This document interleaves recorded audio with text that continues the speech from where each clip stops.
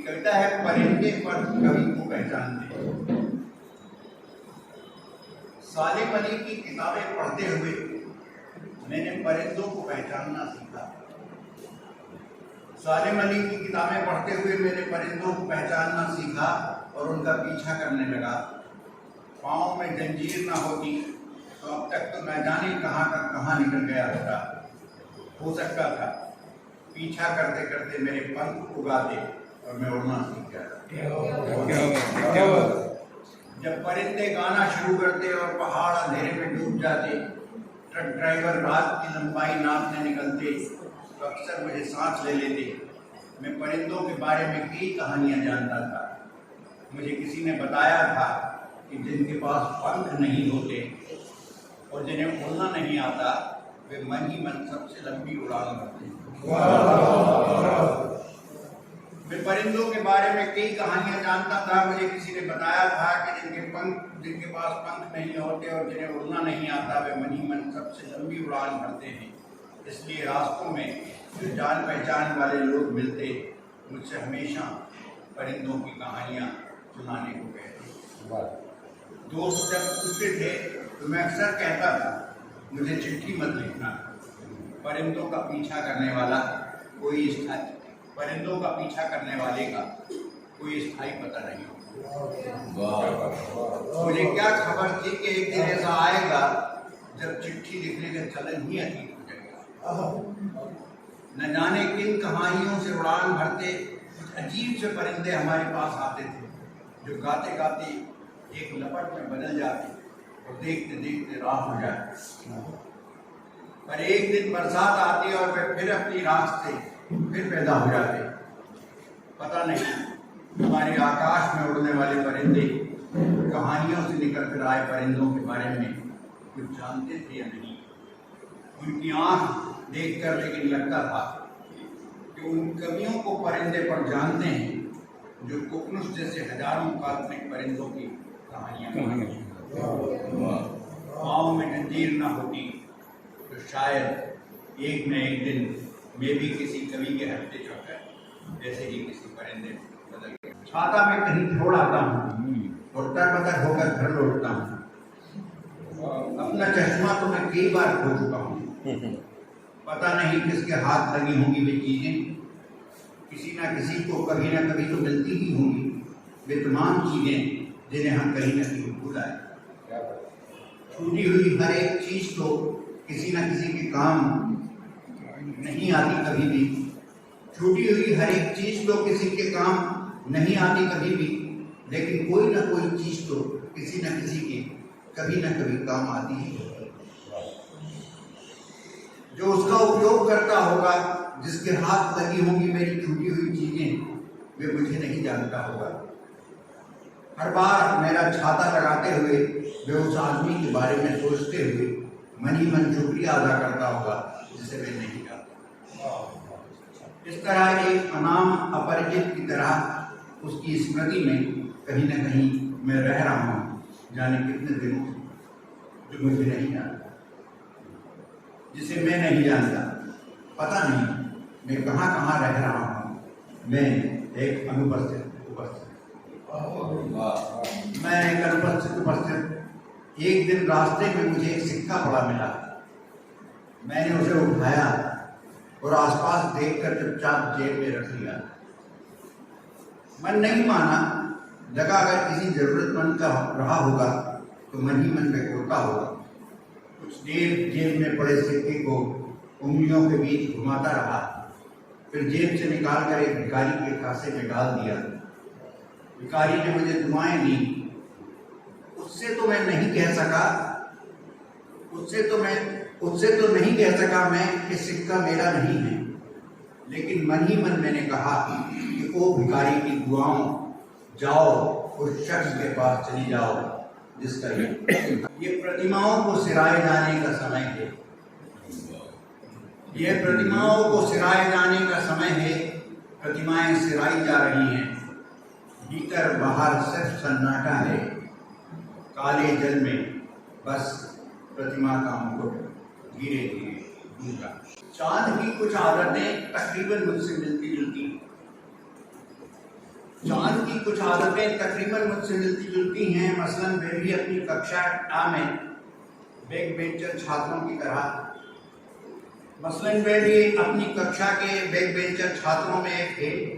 अध्यापक का चेहरा ब्लैक बोर्ड की ओर घूमा नहीं कि दबे पांव निकल भागे बाहर और फिर कहीं मटर गश्ती सारी रात सारे आसमान। राजा भोज ने तालाब बांधा। दो पहाड़ियों के बीच राजा भोज ने एक तालाब बांधा तो 6 स्रोत कम पड़ गए। दो पहाड़ियों के बीच राजा भोज ने एक तालाब बांधा तो 6 स्रोत कम पड़ गए। राजा का बस चलता तो 6 स्रोत के एवज में वर्ष की गणना से 6 दिन घटा देता। सूरज के एक टुकड़े पर काला कपड़ा बांध देता। चांद का टुकड़ा तोड़कर कुत्तों को खिला देता। चक्की का पाट बांध देता धरती सहित सारे ग्रहों के पैरों में। पर उसे तो 365 स्रोतों वाला तालाब चाहिए था। उसी में बंद था उसके रोगों का उपचार। दो पहाड़ियों के बीच राजा भोज ने तालाब बांधा। तालाब इतना बड़ा कि धरती पर उसकी जोड़ का दूसरा नहीं। लहरें जब तट से टकराती तो समुद्र होने का भ्रम पैदा होता। 359 स्रोत मिल गए राजा भोज को, पर 6 स्रोत कम पड़ गए। सारी रात महल की छत पर चक्कर काटता था बेचैन राजा भोज। हवा आती कान में फुसफुसाती, राजा तुम्हारा तालाब अधूरा है। सूरज जख्मों पर तपती उंगली रखकर कहता, राजा तुम्हारा तालाब अधूरा है। चांद चिकोटी काटता, राजा तुम्हारा तालाब अधूरा है। रोग भाग्य बढ़ता ही जाता था। तिल रोज गलता जाता था राजा का शरीर।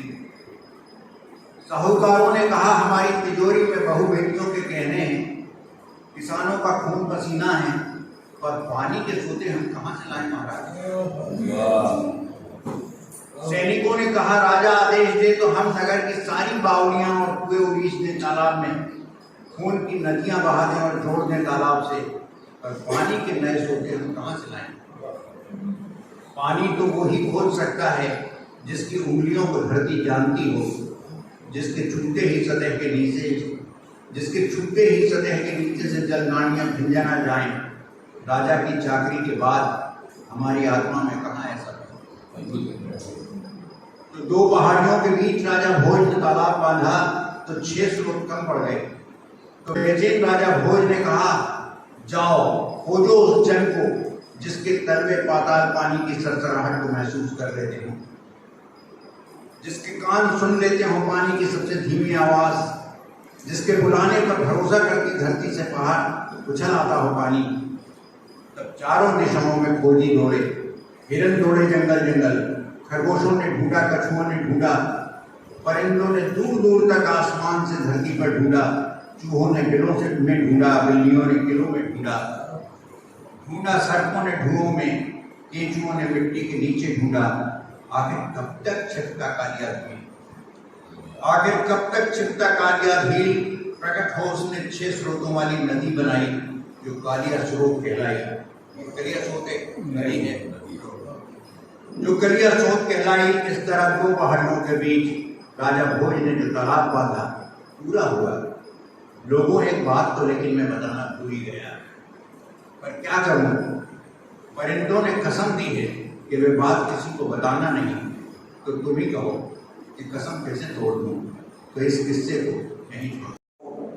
पहले तो ये सोच के मुंबई भाग के आया था कि मैं अब घर नहीं जाऊंगा और कुछ भी करूंगा, और चाहे कप प्लेट धोना पड़े मैं होटल में कप प्लेट धोऊंगा, कुछ भी करता रहूँगा, पर मैं वापस नहीं लूँगा। तो मैं काफ़ी देर तक मुंबई की सड़कों पे वीटी पे उतरा और फिर काफ़ी घूमता रहा और पर थोड़े धीरे धीरे जैसे जैसे समय बीतता गया तो मुझे डर लगना शुरू हुआ कि अब क्या होगा, क्योंकि मुझे ये नहीं समझ में आया। मैं तो कपड़े भी लेके नहीं आया था, मैं जल्दी ट्रेन में चढ़ के चला आया था। तो मुझे ये नहीं समझ में आया कि मैं कैसे मतलब मुंबई में कैसे रहूँगा, ना यानी मुँह धो सकता हूँ, ना कहाँ सोऊंगा, कहाँ क्या करूँगा। और धीरे धीरे इस तरह बहुत डर बढ़ने लगा। फिर मैंने मनी मन एक कहानी बनाई और बहुत ही यानी इसी उसी से तय हो गया कि मैं कहानीकार नहीं बन सकता। मैंने कहानी बनाई कि कुछ लोगों ने, मैं कॉलेज जा रहा था अपने घर में और कुछ लोगों ने मुझे कुछ सुंघा दिया और मुझे ट्रेन में डाल दिया वगैरह वगैरह। बहनोई बहुत आसानी से समझ गए। जब मैं बहन के घर चला गया तो थोड़ी देर में बहनोई आए मेरे और उन्होंने पूछा कि क्या हुआ, तो मैंने वही कहानी उन्हें सुनाई तो वो बहुत जल्दी से समझ गए कि क्या चक्कर है। तो वो एक आदमी को पकड़ के लाया कि ये सीआईडी में है, मुझे बताओ तुम पूरा किस्सा। तो मैंने बताना शुरू किया तो उसने क्रॉस क्वेश्चन करना शुरू किया कि तो आपको डब्बे में पटक किया तो किसी ने देखा नहीं कि आपको डब्बे में पटक किया और किसी ने आपसे कुछ पूछा नहीं वगैरह वगैरह। उसने 3-4 क्वेश्चन भी मेरी कहानी को ध्वस्त कर दिया। तभी मुझे लगा कि कहानी इतना बहुत ही कठिन काम। तो इस तरह मेरा बम्बई से पहला रिश्ता जो बना, बम्बई से पहले आया और फिर बम्बई भाग के आया। तो बम्बई से पर उस बार क्या हुआ, मैं बहुत दिन तक नहीं लौटा क्योंकि मैं घर में ही जाना चाहता था और ये बताया जा रहा था कि बम्बई में एडमिशन दिला देंगे, हालांकि यहाँ एडमिशन होना बहुत मुश्किल होता है वगैरह वगैरह। तो उस दौरान में काफ़ी अकेले घूमता रहता हूँ। मेरे ड्राइव पे तमाम चीज़ें, जूता वाला पार्क, कमला नहर पार्क, ये कुर्ता भी पहने, लेकिन उस समय में मैं उस जूते पे जिसके बारे में कहा जाता था कि वो इंडिया का एक जूता था जिसके आसपास रह गए। तो इस तरह बम्बई से एक रिश्ता वो बना बहुत दिन तक। फिर बहुत साल बीत गए, बम्बई आते जाते रहे, फिर लेखक वेखक हो गए और बम्बई आते जाते रहे। विजय कुमार से दोस्ती हो गई तो बम्बई आने जाना होता रहा। फिर ऐसा हुआ कि बहुत साल बाद मेरी बेटी का IIT में एडमिशन हुआ। तो फिर इसका जब एडमिशन हो गया IIT में पढ़ने के लिए तो फिर बम्बई आए इसे छोड़ने और फिर बम्बई आना जाना है उस तरह से। तो अब तो ये है कि एक दूसरा घर जो है वो बम्बई है और भोपाल और बम्बई दोनों घर। अब वो रिश्ता जो कभी भाग के आने से बना वो थोड़ा स्थायी, क्योंकि जो हम लोगों का फिल्म देखने का समय था, यानी जो कॉलेज की दौर था, उसमें ये प्रॉब्लम थी कि उस समय पैसे बहुत कम होते थे और बड़ी मुश्किल से फिल्में देखने को मिलती थी। भोपाल में एक खासियत है, यानी भोपाल का एक ही हीरो है। बम्बई फिल्म इंडस्ट्री कितनी बड़ी हो, भोपाल में जब भी आप किसी से पूछेंगे तो वो भोपाल के लिए एक ही हीरो था, वो दिलीप कुमार यूसुफ भाई। बिल्कुल। तो भोपाल का आदमी कभी भी दिलीप कुमार नहीं कहेगा हाँ यूसुफ भाई तो सबसे बड़े एक्टर तो वही हैं, सबसे बड़े हीरो वही हैं वर्ल्ड में, यानी मतलब सिर्फ बम्बई में या हिंदुस्तान में नहीं, वर्ल्ड के सबसे बड़े हीरो तो है वो दिलीप कुमार। हम लोगों को पिछले बार जब एक बार ये हुआ कि नामदेव निसाल ने एक कविता पाठ रखा तो मैं और चंद्रकांत देवतारे आए थे और विजय भी थे उसमें कविता पाठ में। तो सन एंड शेड करके एक जूहू पे होटल है, वहाँ पे खाना खिलाने हम लोगों को ले जाया गया। तो हम लोग खाना खा रहे थे, इतने में पीछे कुछ हलचल हुई तो हम सब ने मुड़ के देखा तो मालूम पड़ा कि दिलीप कुमार, सायरा बानो, उनके साथ एक और लेडी थी और एक छोटी बच्ची थी, वो आके पीछे बैठे। दिलीप साहब बहुत तब तक काफ़ी बूढ़े हो चुके थे और मैं पकड़ के लाया गया था और पर वो रहते बिल्कुल चाकचौबंद थे, बाल बिल्कुल काले और जिस तरह सफ़ेद ड्रेस। तो दिलीप कुमार तो दिलीप कुमार की तरह रहते। तो सारे लोगों ने देखा तो सब आश्चर्यचकित था कि मतलब दिलीप कुमार में कितने पास से देख रहे हैं, आपके पीछे की सीट में दिलीप कुमार बैठा था। तो मतलब ये ऐसा आश्चर्य था कि जैसे भोपाल में ऐसा होता था कि आप भोपाल में उतरे आज से कुछ साल पहले की बात और आप किसी तांगे में बैठे, तब तो तांगे ही होते थे, ऑटो नहीं चलते थे भोपाल में क्योंकि बहुत पहाड़ी शहर की तरह है भोपाल, तो उसमें ऑटो फेल हो जाता तो तांगे में चलते थे। और जिस भी तांगे में आप बैठते थे वो तांगे वाला ये बताता था कि ये वही तांगा है जो दिलीप कुमार ने नया दौर यानी हर तांगे वाले के का तांगा वही था जो दिलीप कुमार चला चुके। तो ये एक बहुत ही टिपिकल था। हम लोग वो का ये हुआ कि हम लोगों के एक मित्र थे जो थोड़े थोड़े दिलीप कुमार जैसे लगते थे। अच्छा, उस जमाने में बहुत सारे लोग दिलीप कुमार की तरह लगता था और हर आदमी जो थोड़ा सा भी दिलीप कुमार की तरह लगता था वो अपने आप को दिलीप कुमार ही समझता था। तो वो ये था कि वो उनके पास पैसे रहते थे तो वो हम लोगों को पिक्चर दिखाने पहले दिन दिलीप कुमार की फिल्म देखना है तो पहले दिन देखना है, ये बहुत ही चलन था। तो वो ले जाते थे कि चलो अच्छा ठीक है तुम्हें फिल्म दिखा दें। तो जैसे छेड़छाड़ होती है दोस्तों में, तो उसी समय दारा सिंह जो थे वो भी एक बड़े एक्टर हो गए थे। तो हम लोग जब थोड़ा टिकट ले लिए जाते थे, यानी जब वो टिकट खरीद चुका होता था हम लोगों की, तो हम कहते थे पर दिलीप कुमार से ज्यादा अच्छा एक्टर तो दारा सिंह मेरे को चढ़ता। तो क्या हुआ कि दारा सिंह की 100 फिल्में हुई जब कंप्लीट, तो उनसे एक इंटरव्यू लिया गया और इंटरव्यू अद्भुत इंटरव्यू थे। दारा सिंह बहुत ही पिटी किस्म के आदमी थे और बहुत ही अद्भुत आदमी थे, सुंदर भी बहुत। तो दारा सिंह से पूछा गया कि क्या आपको स्टंट फिल्मों का दिलीप कुमार कहा जा सकता है? तो उन्होंने कहा नहीं, मेरी 100 फिल्में हो चुकी हैं, दिलीप कुमार की नहीं हुई हैं, इसलिए दिलीप कुमार को सीरियस फिल्मों का दारा सिंह कहो।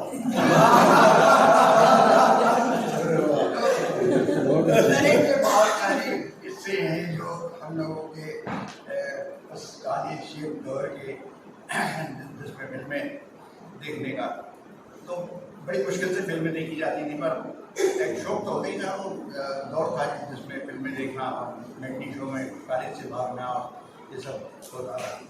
तो उसी तरीके से हम लोगों ने फिल्में देखी और थोड़ा बहुत पास से दिलीप कुमार को देखने का थोड़ा मौका मिला तो एक वो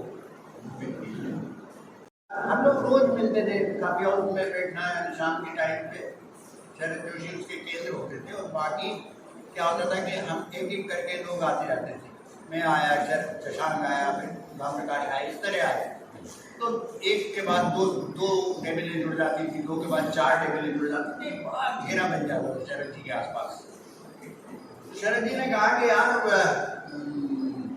एक राजेंद्र गुप्त नाम का लड़का है, वो अभी NSD से निकला है, तो उसे बुला लें इस नाटक को डायरेक्ट करने के लिए। पहले ही नाटक लिखा था, तो हमने कहा हाँ बुला ली। तो बोले यार पर चिल्लाता बहुत तो बहुत चिल्ला चोट करता है, ये NSDians की आदत है और सारी बहुत चिल्लाते हैं। तो हमने कहा ठीक है बुला ली। तो खैर राजेंद्र को बुला लिया गया। राजेंद्र को थोड़े से दिन आए और थोड़े एक आध 2-4-5 दिन करीब रुके। उसके बाद वो मेरा कमरा तो बैचलर्स रूम था, तो बोले तुम्हारे कमरे पे, तो वो हमारे कमरे पे रहने लगे। तो रोज हम शाम को रिहर्सल के लिए जहाँ जाना होता है वहाँ जाते थे। तब राजेंद्र तो बैचलर थे और NSD से निकले थे। पुरानी NSDians की आदत होती थी गांजा वाजा पीने की, तो सब होता था, मतलब इस तरह की बहुत सारे लोग थे। तो एक दिन उन्हें लगा कि यार ये अंधों का हाथी जो है वो थोड़ा छोटा नाटक है और 1 घंटे में पूरा हो जाएगा, 1-1.25 घंटे में खत्म हो जाएगा, तो एक नाटक और कर लेते हैं, एक इंटरवल से पहले एक इंटरवल के बाद। तो मोहन राकेश का बहुत बड़ा सवाल को चुना और ये हुआ कि बहुत बड़ा सवाल, तो शुरू हो गया बहुत बड़ा सवाल। थोड़े दिन तक ये चलता रहा और फिर बोले कि तुम एक रोल कर। तो मैंने कहा देखो राजन, रहने तक तो ठीक है, ये रोल नहीं करना है किसी भी हालत में। पर रायन को थोड़े जिद करके और दोस्त हो गए थे बहुत अच्छे और जिद की उन्होंने कि तुम एक रोल करो। अल्टीमेटली उन्होंने मुझे तैयार कर लिया कि तुम एक रोल करो। अरे ये वो समय था जब स्टेट बैंक की यूनियन में मैं अच्छे पद पे था, यानी सेक्रेटरी वगैरह था और काफ़ी पॉपुलर किसी ट्रेड यूनियन की स्थिति में था। तो क्या हुआ कि वो बहुत बड़ा सवाल जब हुआ तो बहुत अच्छा हुआ और मेरा उसमें रोल था और मैंने वो रोल किया। तो होता ये था, इसलिए नहीं कि मैं जान रहा था कि कितना कठिन मामला है, पर क्योंकि मैं पॉपुलर, ज़्यादातर जो ऑडियंस होती थी वो स्टेट बैंक के एम्प्लॉय होते थे, बहुत बड़ी संख्या में। तो जब मैं एंट्री करता था तालियां बजती थी, जब मैं कुछ करता था तो तालियां बजती थी, जब मैं एग्जिट करता था तो तालियां बजती थी।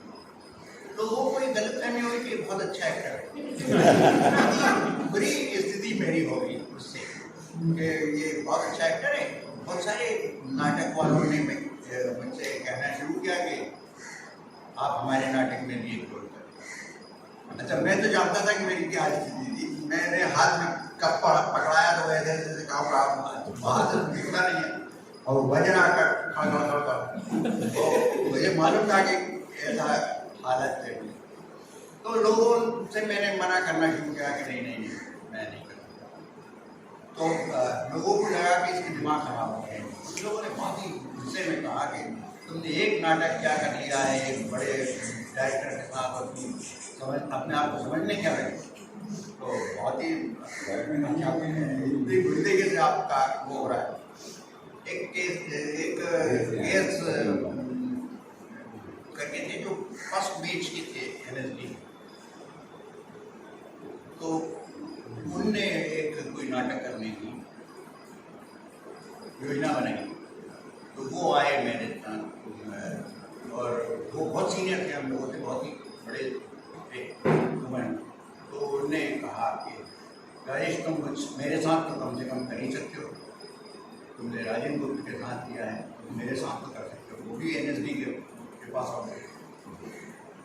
मेरी बहुत बुरी स्थिति हो गई, मतलब मैं इनसे कैसे कहूँ कि नहीं कर सकता। अल्टीमेटली मैंने बहुत मन करा करके कहा कि सर मैं नहीं कर सकता।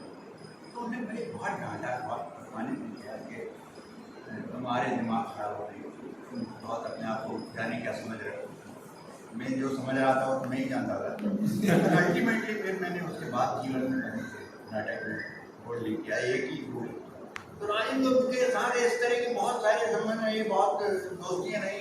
और बाद में भी जब राजेंद्र चले गए फिर बम्बई आ गए, बहुत बाद में आए बम्बई, तो पानीपत में थे, भोपाल कई बार आए। बहुत उस समय तो NSD के नाटक लेके आते थे। बेसिकली उन्होंने डायरेक्शन में काम किया था, पर फिर उन्होंने एक्टर की तरह भी बहुत काम किया। बम्बई में आने के बाद तो उन्होंने एक्टर की तरह काम किया। आज भी वो बहुत अच्छे दोस्त हैं। और अपने लेटर पीरियड में सेकेंड फेज बात कर रहे हैं, उसमें एक बार फिर उन्होंने प्रतीक निकाला, तब नया प्रतीक के नाम से निकाला, पर वो उतनी अच्छी मैगजीन नहीं थी जितना अच्छी प्रतीक निकली थी, क्योंकि उसमें एक और कोई एडिटर थे, प्रफुल्ल चंद ओझा एडिटर थे। पर वात्स्यायन जी उसमें एक कॉलम लिखते थे जिसका नाम था भर्ती का प्रश्न, वो वात्स्यायन जी लिखते।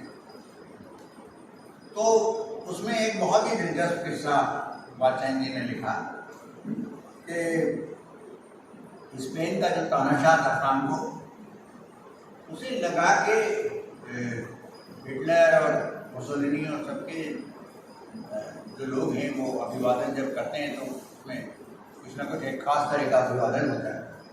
तो उसने एक आदेश निकाला कि जब भी एक आदमी दूसरे आदमी से मिलेगा तो हाथ लंबा करके कहेगा फ्रांको फ्रांको फ्रांको 3 बार। तो तानाशाह का आदेश था, तत्काल लागू हो गया। उसी शाम को एक बहुत ही आलीशान कैफेटेरिया में, जिसमें लोग बहुत धीरे धीरे बात करते हैं, जिसमें लोग बहुत धीमे से हंसते हैं, उसमें एक आदमी गुजरा और एक कुर्सी पे बैठा और उसने टेबल पे जोर से मुक्का मारा और वेटर को बुला के कहा, 3 बार कहा काफी काफी काफी। अच्छा, एक वेटर को तो सलाका मिल गया कि इस कैफेटेरिया में कोई आदमी इस ढंग से चिल्ला रहा है। पर कहा जाता है कि स्पेन में एक क्षण लगा लोगों को समझने में और उसके बाद स्पेन के पूरे मार्केट में जो भी चीज मांगी जा रही थी वो इसी ढंग से चिल्ला चिल्ला के 3-3 बार मांगी जा रही थी। पूरा स्पेन जो है वो फ्रांको से दूर। और शाम तक फ्रांको को जब पता लगा तो फ्रांको को अपना आदेश वापस ले लेना।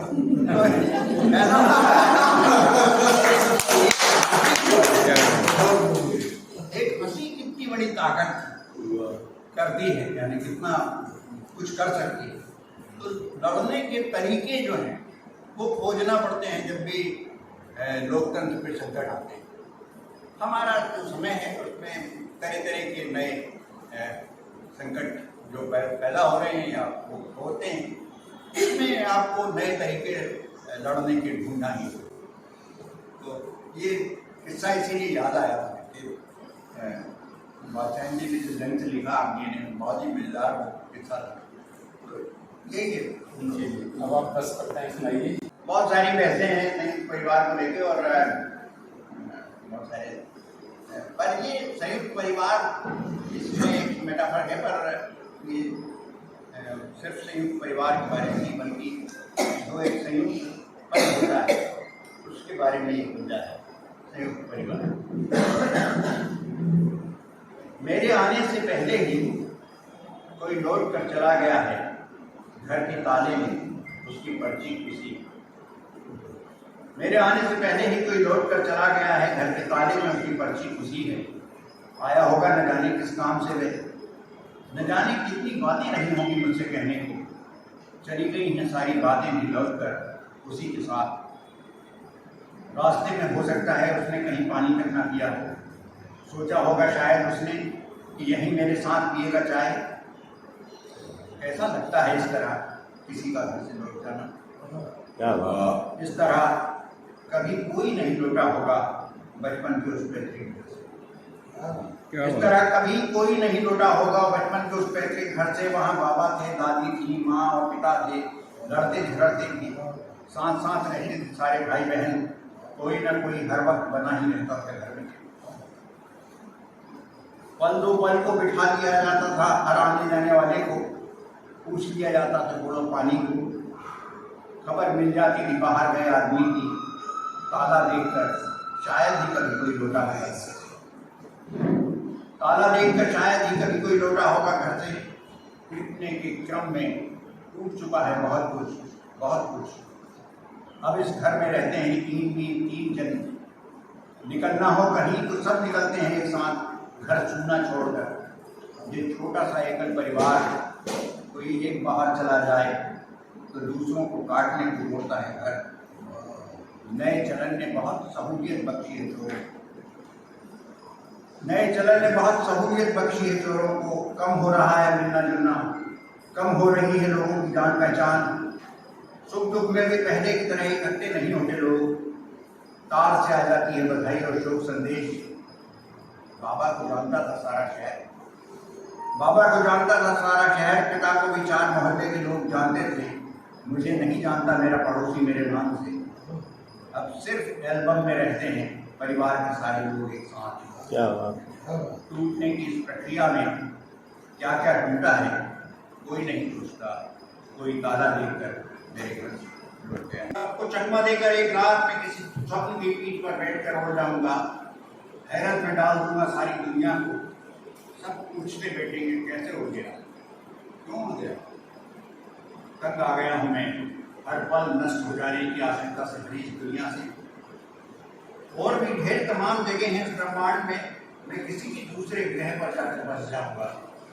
मैं तो कभी का उड़ गया, मैं तो कभी का उड़ गया होता। चाय की गोटियों और ढाबों में गर्म होते तंदूर पर सेकी रोटियों के लालच में मैं हिलका रहा इतने दिन। क्या बात। ट्रक ड्राइवरों से बतियाते हुए मैदान में पड़ी खड़ियों पर गुजार दी मैंने इतनी रातें। क्या ये सुनने को बैठा रहूं धरती पर कि पालक मत खाओ, मेथी मत खाओ, हरी सब्जी। मैं सारे सपनों को गूंथ गूंथ कर एक खूब लंबी नसीली बनाऊंगा। सारे भले लोगों को ऊपर चढ़ाकर हटा दूंगा नसीली। ऊपर किसी ग्रह पर बैठकर ठेका दिखाऊंगा मैं सारे दुष्टों को। कर डालो जैसे करना हो नष्ट इस दुनिया को। मैं वही उगाऊंगा हरी सब्जियां और तंदूर लगाऊंगा। देखना एक बात, मकान मालिक परेशान है, और आंगन में टहल रहा है। देख रहा है कि दाहिनी ओर की दीवार पर भीत फोड़कर एक पीपल उगाया है।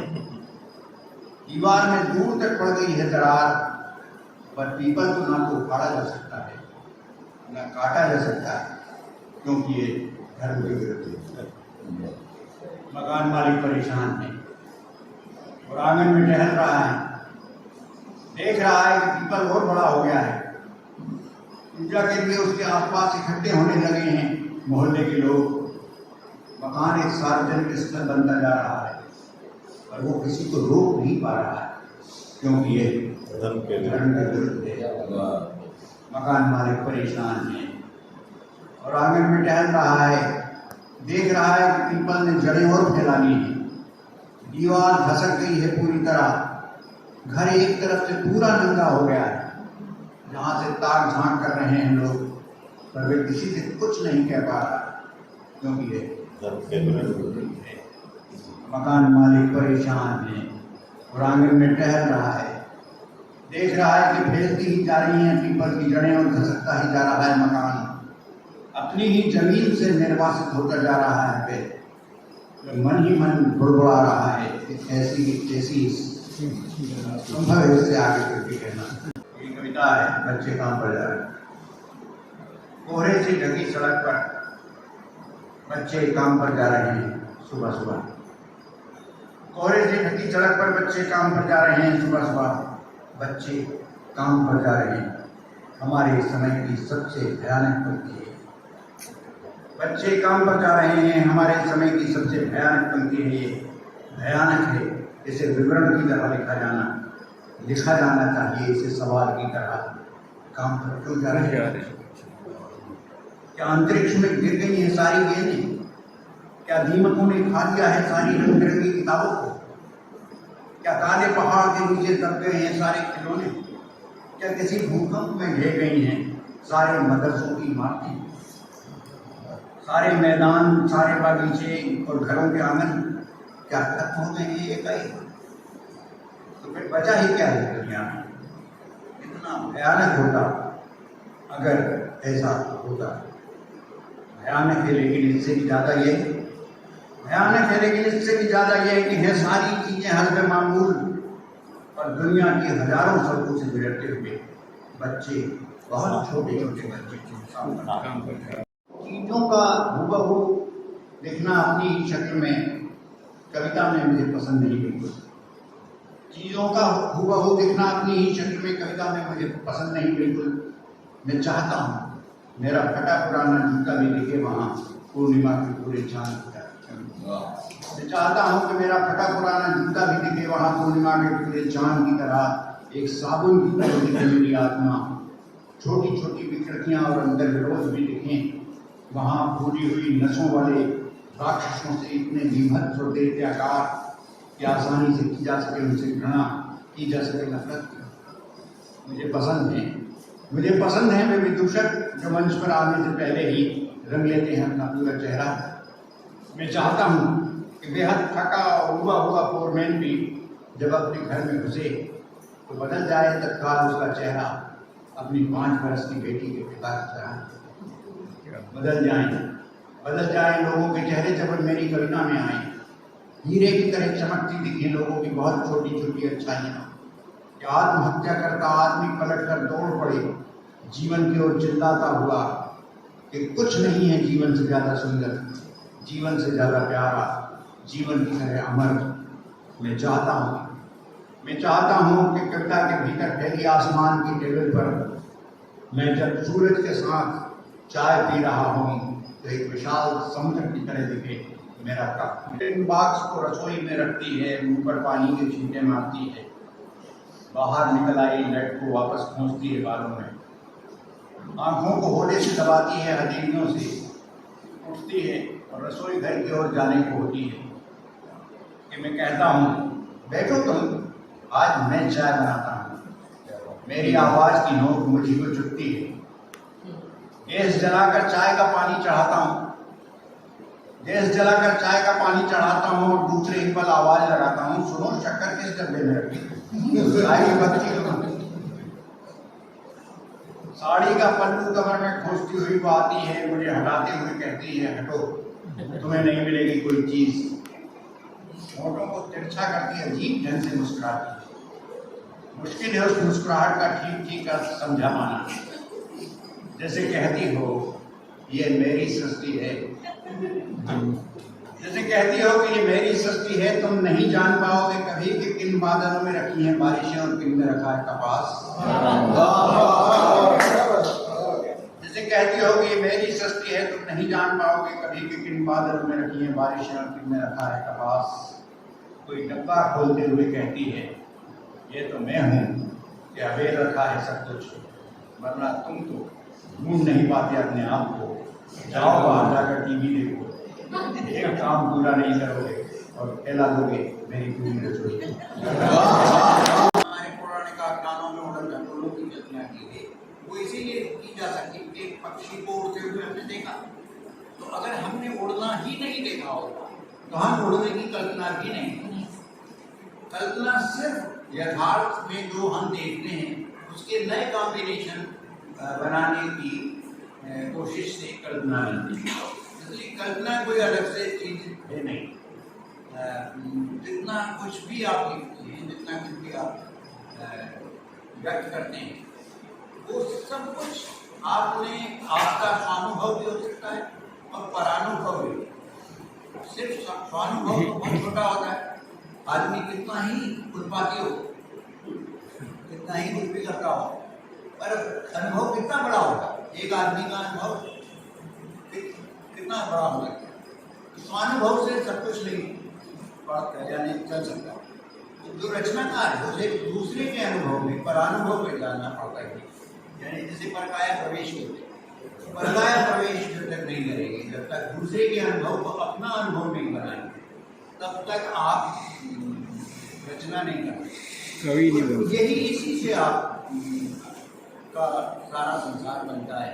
तो वो अनुभव आपका चाहे ना हो, दूसरे का अनुभव, उससे आप सीखते हैं, आप पढ़ के सीखते हैं, आप बहुत सारी चीज़ों से सीखते हैं। कोई भी चीज़ कल्पना कुछ होती ही नहीं, बेसिकली कल्पना नए कॉम्बिनेशंस हैं जिनसे हम उसको और ज़्यादा रोचक बना लेते हैं यथार्थ। तो इतना ही है। सही बात है धीरेन्द्र जी। तो एक बात है कि एक बनती है कि मैं सच सच लिखता हूँ, लिख लिख कर झूठा करता जाता हूँ। ये होता है कि आप जब चीज़ों को आप सच को लिख रहे होते हैं, पर वो फिर एक झूठ में कन्वर्ट भी होता जाता है। तो ऐसा कुछ नहीं है जो झूठ है और सच है, और ये बड़ा अजीब सा प्रॉब्लम है कि उसे हम मानेंगे झूठ हो गया, क्योंकि वो नए कॉम्बिनेशन के साथ सामने आएगा, नए नए तरीके से सामने आएगा, नए रूप में सामने आएगा। पर वो होगा तो सच से ही पैदा, यानी पैदा तो झूठ से कुछ भी पैदा नहीं हो सकता। पैदा तो जो कुछ भी होगा वो सच से ही पैदा होगा। उसे फिर आप एक लेखक उसे थोड़ा सा करता है, गेम करता है, प्ले करता है, तो वो हो सकता है कि उसे करे। प्ले कर नहीं करेगा तो फिर लेखक किस काम का है? यानी मतलब लेखक का मतलब ही है कि वो जो देख रहा है, जो अनुभव कर रहा है, फिर अभिव्यक्त करते समय कुछ ऐसा करे जो आपको उससे अलग लगे। नहीं तो आप किसी भी रचना के पास पहुंच जाए, अगर वो वही दिख रही है जो आप देख रहे हैं, वही अगर दिख रहा है तो आप उसके पास क्यों जाएंगे? तो आपका देखा वाला है, फिर आप अखबार में पढ़ रहे हैं तो उसके पास जाएंगे क्यों? कुछ काम तो लेखक का है, उसको नौकरी से मत निकाल। अच्छा, वो होता ये है कि आप या तो पढ़ रहे होते हैं या आप सुन रहे होते हैं। जैसे मेरे साथ जी था कि मेरे पिता भी लेखक थे और उनने भी कुछ वैसे तो मुख्य रूप से उन्होंने आर्टिकल्स लिखे, पर कुछ कविताएं भी। तो ऐसा बहुत कुछ होता है कि जो आपको घर से मिलता है, तो उसमें जो बचपन में लिखा होगा वो तो बहुत सारे कवि सम्मेलनों के प्रभाव से कवि सम्मेलन सुने, या उस समय मैगजीन साथी फैमिली का आता था, साप्ताहिक हिंदुस्तान आता था, इस तरह की चीज़ें घर में आया करती थी। तो उनको पढ़ के आप कुछ कुछ सीख रहे होते। मैं तो क्योंकि साइंस का स्टूडेंट था और मैं कभी भी लेखक नहीं बनना चाहता। लेखक बनने की मेरी कोई इच्छा नहीं।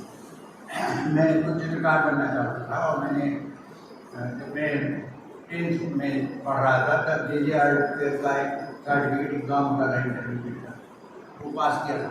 और बायोलॉजी वालों की जो भी ड्राइंग अच्छी होती है तो बहुत ज़्यादा ड्राइंग बनाना पड़ती है। तो मैं तो चित्रकार बनने की इच्छा मेरी थी और जो मैं नहीं बन पाया इसलिए कि उसकी ये सुविधाएँ नहीं थी हम लोगों के पास। हम लोग जिस तरह के साधारण मिडिल क्लास से आए थे उसमें ये संभव नहीं था कि हम बड़ोदरा स्कूल में या शांति निकेतन में जाके पढ़ सकें। तो इसलिए वो धीरे धीरे होता है कि उसी समय आपके कोई संपर्क में आता है, मेरा उसके संपर्क में आकर आप कुछ लिखने लगते हैं। कई बार क्या होता है कि मैंने जब मेरे पहले जो दोस्त बने साहित्य में वो कहानीकार अशोक आत्रेय अभी भी हैं जयपुर में, मेरे बहुत ही अच्छे दोस्त हैं। तो वो भोपाल आ गए थे एक नौकरी में, तो उनके साथ करते होते थे। तो उन्होंने कहा तुम कहानी क्यों नहीं लिखते, तुम्हारे पास तो इतना सारा मसाला है। तो मैंने कहा अच्छा देखते हैं, कहानी हमने लिखी तो नहीं आज तक पर लिखते लिखते पर कहानी लिखी मैंने फिर कुछ तो मुझे लगा कि बहुत ही मैंने कहा मैं मतलब इतना पढ़ूँ मैं तो कभी नहीं लगता है इतना ज़्यादा लिखना पड़ेगा। तो मैं वो मुझे थोड़ा वो काम कठिन लगा कि इतनी देर बैठना मेरे लिए बहुत ही संभव नहीं था। मैं पढ़ते समय भी कॉलेज में पढ़ रहा था तो मैं बहुत देर तक एक जगह नहीं बैठता, थोड़ा सा पढ़ा फिर पढ़ा। भागना मेरे जीवन में थोड़ा ज़्यादा जुड़ा हुआ है। इस तरह की प्रॉब्लम होती है। तो धीरे धीरे उसी समय में गोपाल लेकर कवि हुआ करते थे और ये प्रसिद्ध कवि थे, तो उनसे दोस्ती हो गई। तो फिर नहीं कविता जो बचपन में भी कुछ लिखी थी तो अब वो ये कहना बहुत मुश्किल है कि पहली कविता क्या होती है। पहली कविता तो होती नहीं, पता नहीं क्या हुआ। पर जो अनुभव तो बहुत सारे जैसे अभी जो कविता सुनाई मैंने आपको संयुक्त परिवार वो घर की कविता है। ये सच है कि हम लोगों ने वो संयुक्त परिवार को देखा है, हम लोग तो उस जनरेशन से आए जिनने संयुक्त परिवार में देखा है और उनको दिखाते हुए भी देखा है, एकल होते हुए भी। तो हर चीज कहीं ना कहीं आपके जीवन अनुभव से जुड़ी हुई तो वही है।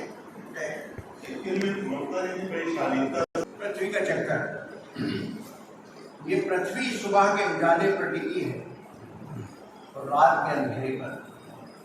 ये पृथ्वी सुबह के उजाले पर टिकी है और रात के अंधेरे पर। ये चिड़ियों के चहचहाने की नोक पर टिकी है और तारों की झिलमिल डोरी पर। तितलियां इसे छूकर घुमाती रहती हैं एक चाक की तरह। बचपन से ही सुनता आया हूँ उन किस्सेबाजों की कहानियां जो कहते थे कि पृथ्वी एक कछुए की पीठ पर रखी है, कि बैलों के सींगों पर या शेषनाग की खुदर पर रखी है ये पृथ्वी। ऐसी तमाम कहानियां और गीत मुझे प्रिय हैं जो पृथ्वी को प्यार करने से पैदा हुए। मैं एक आवारा की तरह घूमता रहा, लगातार चक्कर खाती इस पृथ्वी के पहाड़ों, जंगलों और मैदानों में। मेरे भीतर और बाहर गुजरता रहा पृथ्वी का घूमना। मेरे चेहरे पर उम्र की सारी लकीरें पृथ्वी की परिक्रमाओं से बनी। आकाश मेरा दुश्मन, ये कृष्ण पक्ष नहीं, पर मैं क्यों बताऊं कि चांद मेरी जेब में है और मैं उसे निकालूंगा नहीं। क्या बात है। ये कृष्ण पक्ष नहीं, पर मैं क्यों बताऊं कि चांद मेरी जेब में है और मैं उसे निकालूंगा नहीं। समय को शब्दों की डिबिया में मैंने बंद कर लिया है, पर मैं क्यों बताऊं। ये जो आकाश है मेरी हर चीज में छिपकर बैठ जाता है। जूते में छिपकर बैठा है बिच्छू की तरह। खूंटी पर टंगी मेरी कमीज की बाहों में घुसकर बैठा है अपनी बांह डाले। आकाश मेरा दुश्मन है। मैं कुछ बोला नहीं कि तत्काल अपनी हथेली फैला देगा मेरे शब्दों के नीचे। और चाहूं न चाहूं मेरा बोला अबोला सब कुछ पहुंच जाता है दूसरे तक। ये सारी गड़बड़ी मैंने ही की है, पर मैं क्यों बताऊं। आकाश मेरा दुश्मन है तो दुश्मनी में सब कुछ जाए। पानी की भाषा में पानी पानी की भाषा में एक नदी मेरे बहुत पास से गुजरी।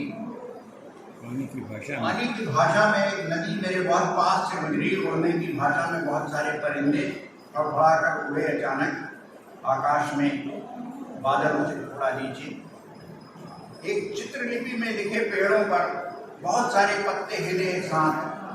पत्तों के हिलने में सरसराने की भाषा थी। लगा तुम जैसे यही कहीं हो। देह की भाषा में अचानक कहीं से आ गई। भाषा में कुछ न भूले जा सकने वाले को बुला दिया। कहा वीडियो गुलाम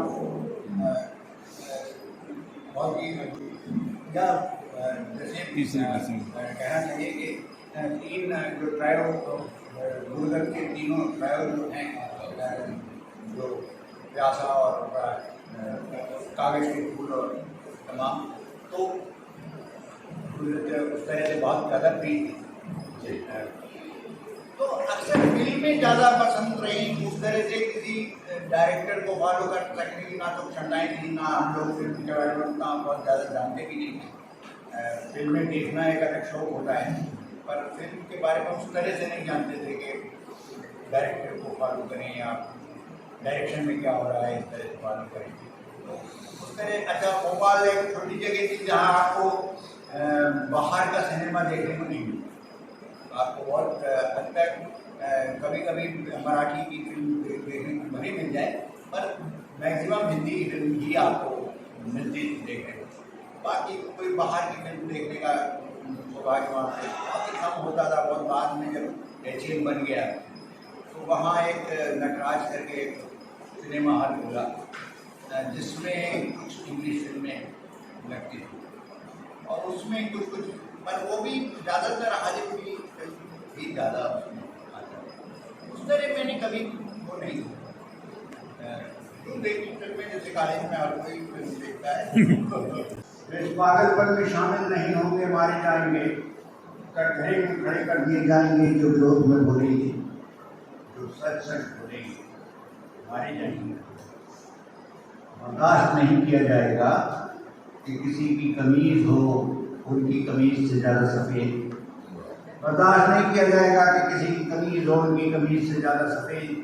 कमीज पर जिनके दाग नहीं होंगे धकेल दिए जाएंगे कला की दुनिया से बाहर। जो चारण नहीं, जो गुल नहीं गाएंगे मारे जाएंगे। धर्म की ध्वजा उठाए जो नहीं जाएंगे जुलूस में। धर्म की ध्वजा उठाए जो नहीं जाएंगे जुलूस में। गोलियां भून डालेंगी उन्हें, काफिर करार दिए जाएंगे। सबसे बड़ा अपराध है इस समय निहत्थे और निरपराध होना। सबसे बड़ा अपराध है इस समय निहत्थे और निरपराध होना। जो अपराधी नहीं होंगे फोन हुआ करते थे, और जब फोन नंबर बदलता था तो उसके लिए पोस्ट कार्ड लिखना पड़ता है कि मेरा फोन नंबर बदल गया है। तो उसी एक्चुअली इस कविता में वही समय है, पर कविता तो अभी ही है। पर वो कई बार ऐसा होता है कि जो रूपक बहुत आउटडेटेड होते हैं, वो काम आते हैं। वो बड़ी पुरानी रूपक है, लेकिन कविता बड़ी समकालीन और बड़े मौजूद है। मेरा नया फोन नंबर, मेरा फोन नंबर बदल गया था। बदल गए फोन नंबर की सूचना देने को एक पोस्ट कार्ड लिखे मैंने और तमाम दोस्तों के पते पर उन्हें पोस्ट कर दिया।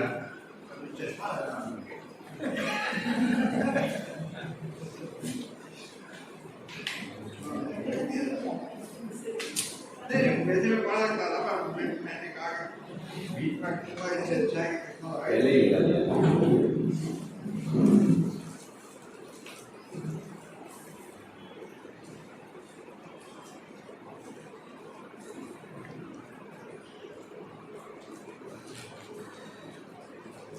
मेरा फोन नंबर बदल गया था। बदल गए फोन नंबर की सूचना देने को एक पोस्ट कार्ड लिखे मैंने और तमाम दोस्तों के पते पर उन्हें पोस्ट कर दिया। दोस्तों ने कहा एक पोस्ट कार्ड प्रधानमंत्री को भी डाल दो। प्रधानमंत्री को पता नहीं कब तुमसे कुछ काम पड़ जाए, उससे क्या काम पड़ना था प्रधानमंत्री को, लेकिन मैंने सोचा काम पड़े न पड़े पर मेरा नया फोन नंबर प्रधानमंत्री के पास भी हो। और एक पोस्ट कार्ड मैंने प्रधानमंत्री के पते पर चुनाया।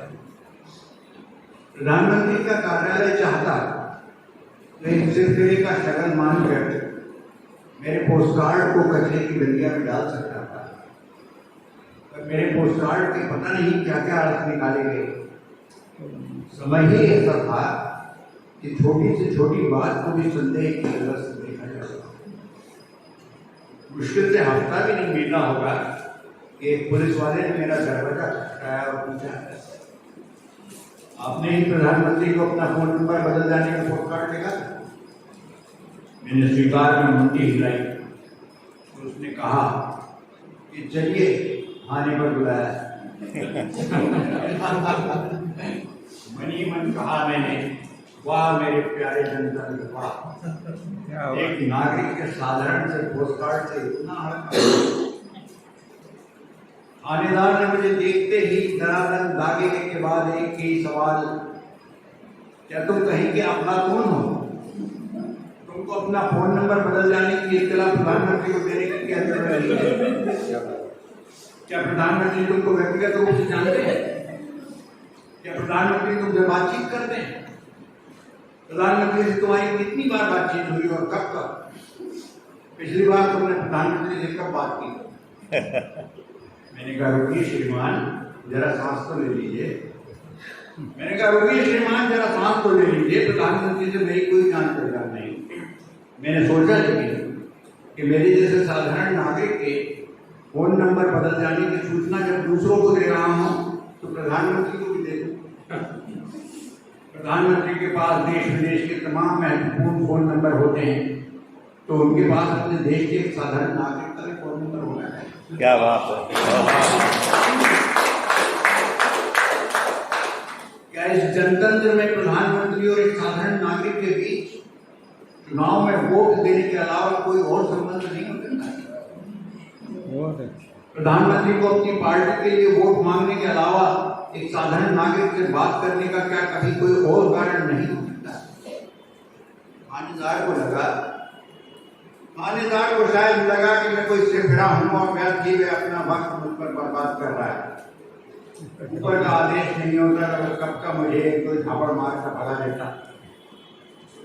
उसने लगभग घबराते हुए अपने बगल में खड़े खलुए से कहा, सरकार भी कैसे कैसों के साथ फंसा देती है, जाकर मेरे लिए चाय बोला। इस बीच उसका कोई फोन आ गया और थानेदार फोन पर बतियाने में मसरूफ हो गया। मैं थक गया था और इस बीच इतना वक्त गुजर गया कि मुझे झपकी आ गई। अचानक मेरे फोन की घंटी बजी और मैंने लपक कर फोन उठाया। फोन पर बोलने वाले ने फरमाया कि मैं प्रधानमंत्री बोल रहा हूँ। देखिए मेरी घड़ी अचानक बंद हो गई। क्या आप बता सकते हैं कि इस समय क्या वजह है?